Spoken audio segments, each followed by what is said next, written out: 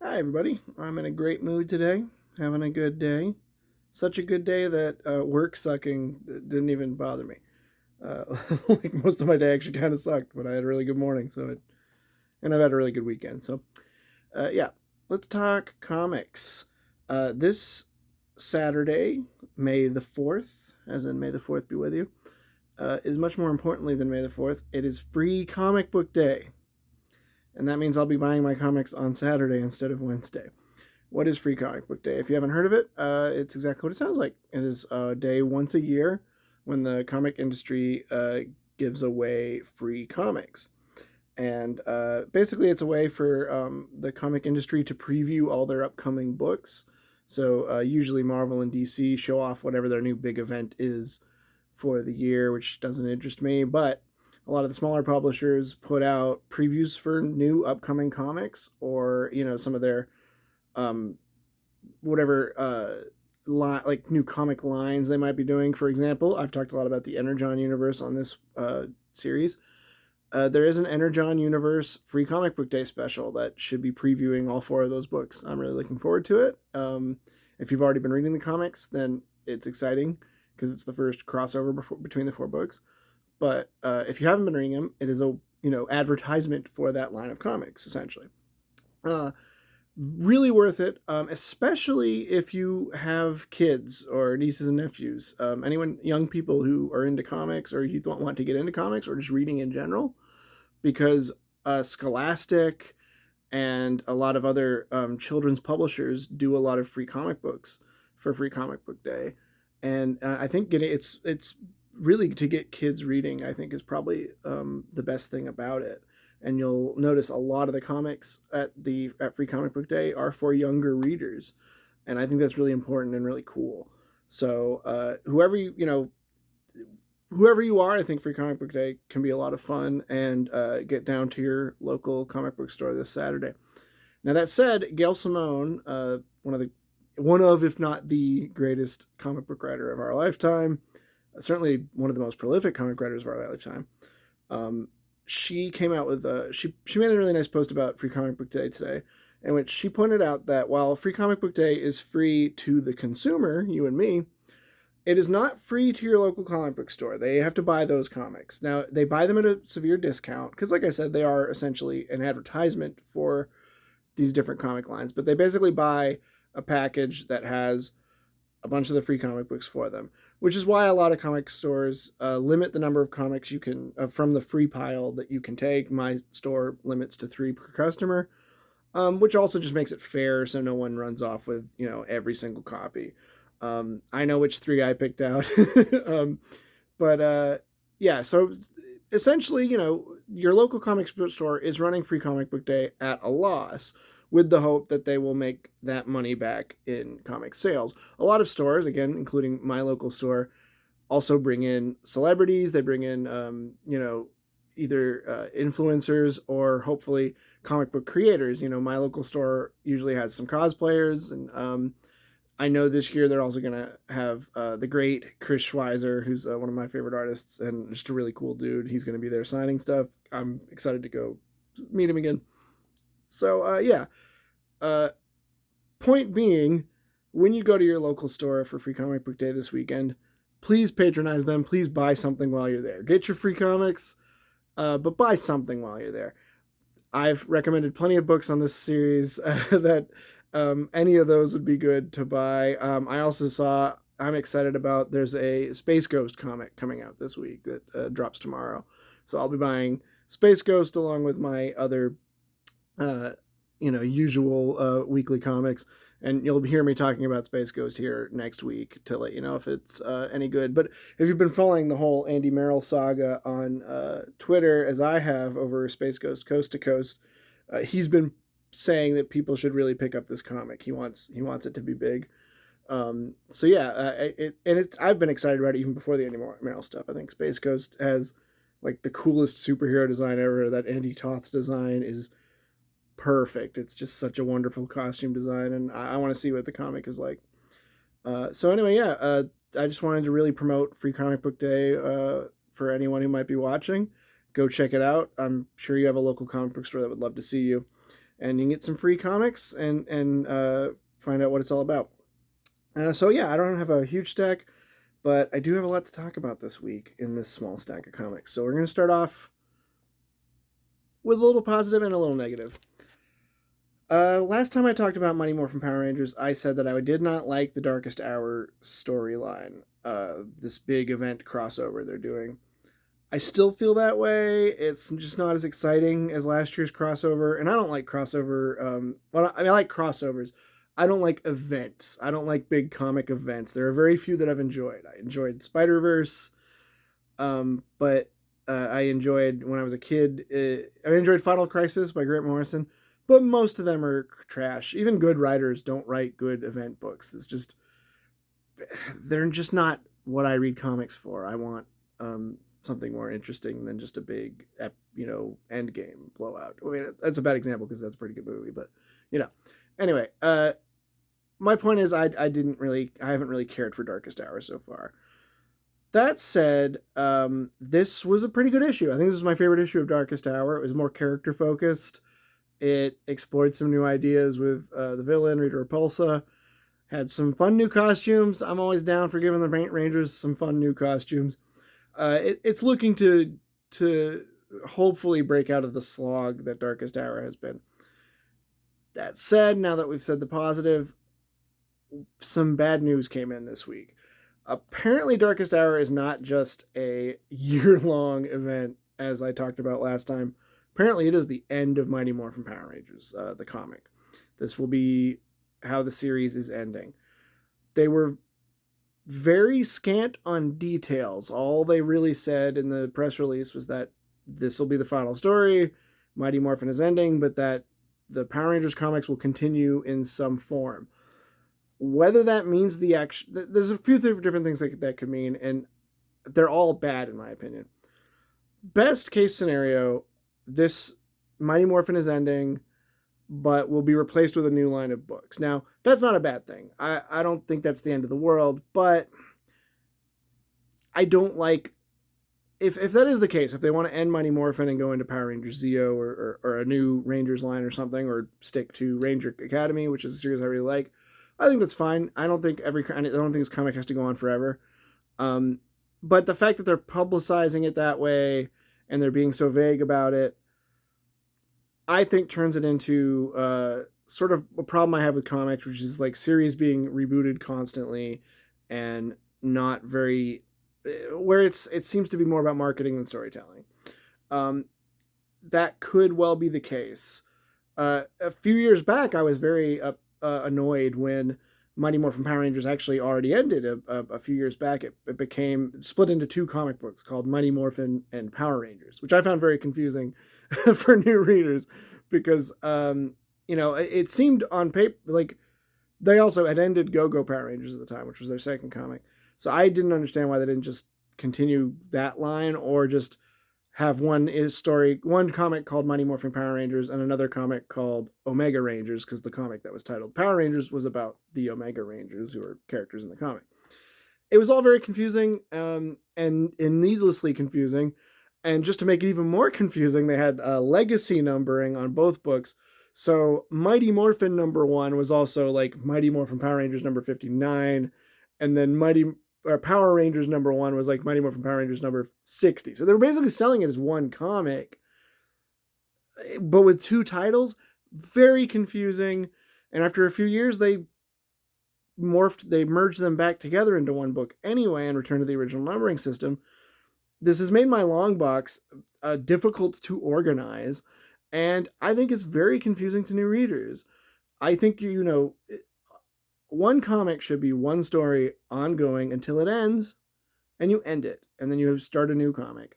You don't reboot it back to old numbering or constantly reset to number ones.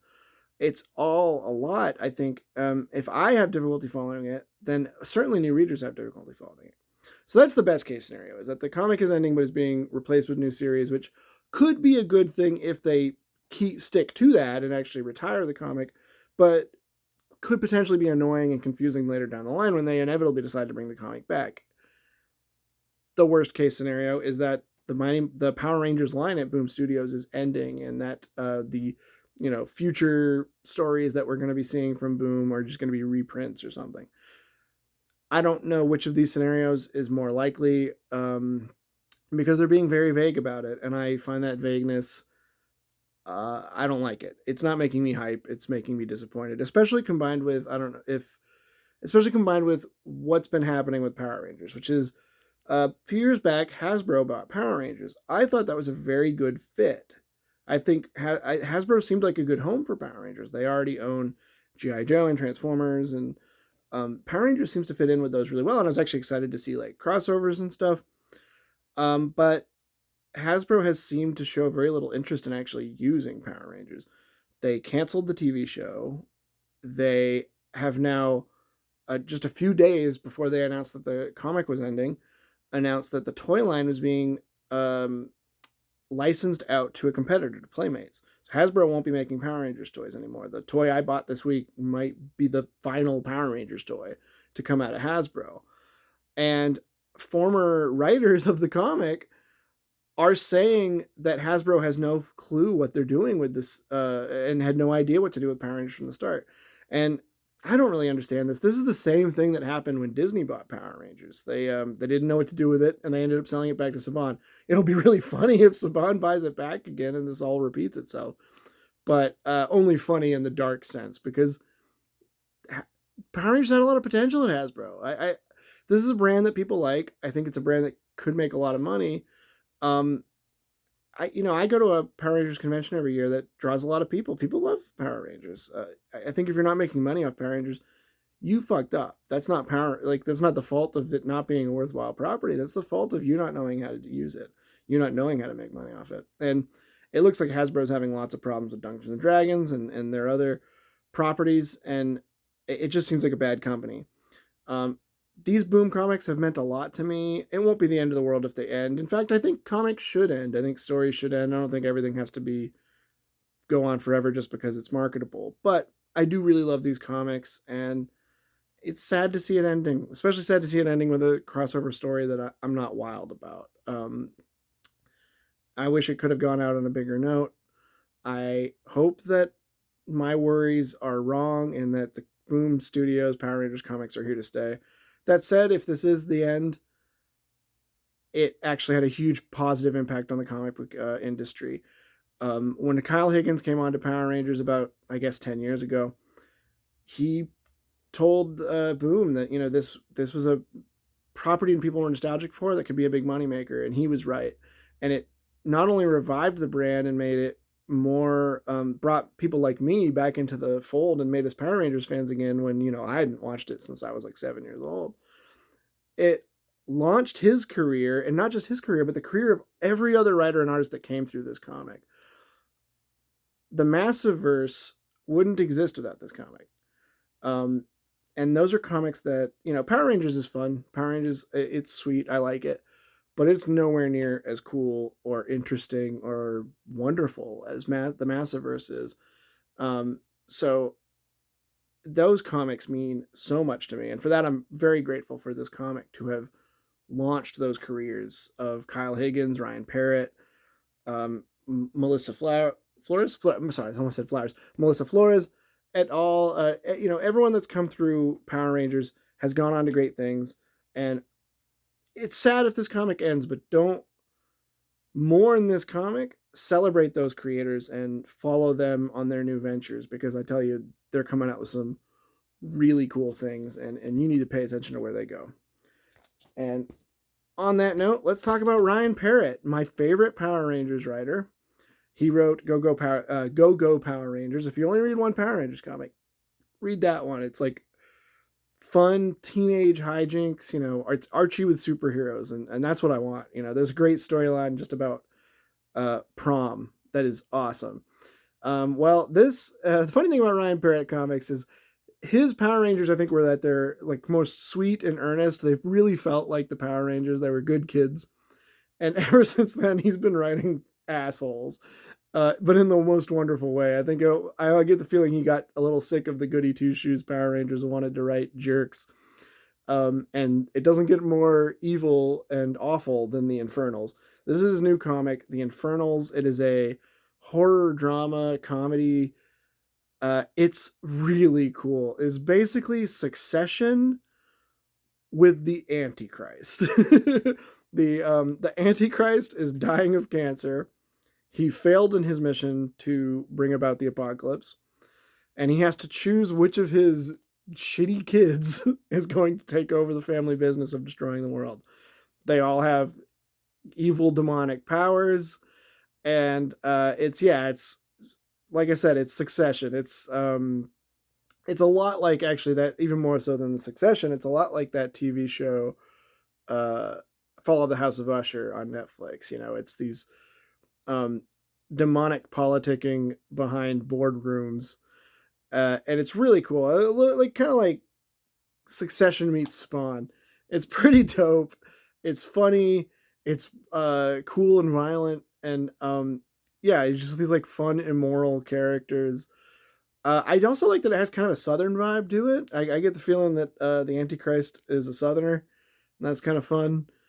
Um, I really dig it. It's really interesting and cool. The artwork is fan fucking tastic. The artwork is by Gardner. What's Gardner's first name? I never know these names before I read them to you. Huh? Oh, oh, sorry, no. Gardner's the co-writer. Noah Gardner and Ryan Parrott. Artist is John J. Pearson with Lola Bonato. Their artwork is amazing, especially their depictions of hell and heaven and angels and demons look so creepy and cool. Um, I keep saying this is horror. This is the time for horror comics, and this one is one to look out for. It's a lot of fun. I think it's very accessible to readers who haven't read comics before. I think if you're, if you like those TV dramas I just mentioned, check this one out. It's a lot of fun. Next we got Duke from the Energon universe. This is the final issue of Duke. It was a mini series, but it ends how we expected it to end. It sets up the G.I. Joe, the potential to become G.I. Joe in the next mini series, which is Scarlet. It's a lot of fun, great artwork. Nothing I can't really have to say that I haven't said before, but yeah, it's a fun new. The fact that it's the final issue means you can collect the trade pretty soon, and I recommend that you do. If it's great for people who have never read G.I. Joe, like me. I've never read G.I. Joe before, but it's a fun introduction to the characters. I dig it. Finally, this is what I wanted to talk about last week, but Marvel did not show up at my comic book store. Dark Horse still hasn't, but I was able to get this. Roxanne presents Thor. This comic is really, really excellent. So this is part of the Immortal Thor series, but Immortal Thor has been going in some meta directions. Thor is a god, which means that he's a figure of folklore. So when folklore changes, he changes. He's susceptible to the whims of public opinion. Well, the evil Roxanne Corporation, which in Marvel Comics represents Exxon, and just evil corporations in general, has purchased the rights to Marvel Comics' Thor, and are changing who Thor is so that the public will think differently of him. It is a really funny, it feels like a Mad Magazine parody of Thor, and it makes fun of Elon Musk a lot. It makes fun of just like modern tech culture a lot. It's like really making fun of tech bros, but it's also making fun of Marvel. My favorite joke is this running gag that every single page has comic following ad, which there's no more ads in this than there normally are, but it points out just how goddamn many ads Marvel Comics have. Marvel Comics cost more than the average comic, and they have ads on every other fucking page. It is very annoying, and I like that they were making fun of that. So yeah, it's this like meta humor joke, making fun of Marvel. Let's talk about the artist. So this is Greg Land. Greg Land is a very controversial artist because he's lazy. At first glance, his artwork looks very nice. If you didn't know any better, or that sounds condescending. If you didn't know his process, or if you didn't read a lot of his comics to start to notice that something's up about them, at first glance, he seems like a very talented artist. But as has been documented, I recommend you go watch Comic Tropes' video about him. he is a very lazy artist. He essentially traces over photographs, and a lot of times he traces over the same photographs over and over. It leads to a lack of consistency in his work. He's also been accused of plagiarism. A couple of years ago, he allegedly plagiarized some Alien artwork for one of the Alien comics. He always meets his deadlines, and therefore he always gets work at Marvel because it's easy to make your deadlines when you're not trying that hard as an artist. I say all this not to just shit on the guy, but because I have to wonder, did they pick him as a commentary on Marvel? Are they making fun of him and making fun of Marvel by having him draw what they consider like this is supposed to be a shitty Marvel comic? Did they pick the worst artist at Marvel to illustrate that point? One has to wonder. I think that's very interesting and very funny. It's a pretty good gag, but of course, this is still a Marvel comic. And what's really cool about this comic is that it points out the contradiction. Towards the end of the comic, it points the finger at the not the points the finger at itself essentially, saying, "Yes, we can make fun of ourselves, but you still bought the comic." It's sort of pointing out that nothing can ever really be a self-parody because ultimately Marvel wants you to buy comics, and if making fun of themselves makes you buy their comics, they're going to do it. It's a sort of a satire of recuperation itself, and how corporations will try to take any criticism of themselves and turn that into profit too. I mean, Disney in general has made a lot of profit over the past decade, turning their movies into meta textual commentaries on Disney movies, but that is still with the goal of selling tickets. And the same can be said for Marvel. I think Al Ewing's comics are very smart. This is not the first time he's explored this concept. Immortal Hulk also had a really interesting story about recuperation, which was pretty much my favorite story that they did. This is carrying on that work. Both stories are about the evil Roxxon Corporation, which represents the evil Marvel / Disney Corporation. Very funny comic. Can I recommend you buy it? I don't know. The comic kind of suggests you shouldn't buy it, but I do think you should read it. Hit your local library. And that's all I got for you this week. Please go to Free Comic Book Day and grab yourself some free comics and buy whatever you've heard me talk about that you think sounds cool. But buy at least one comic from them. You'll be really helping your local comic book store, and you'll be helping the comic book industry, which needs it. It's always struggling to hold on to readers and customers, and it's, I think, the greatest art form of all time. I think comic books really can do things that no other art form can do.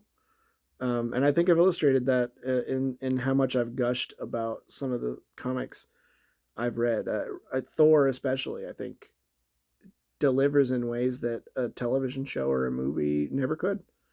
And yeah, I love comics, and I want you to love them. I want more people to read them. So get down to your go down to your local comic book store this weekend.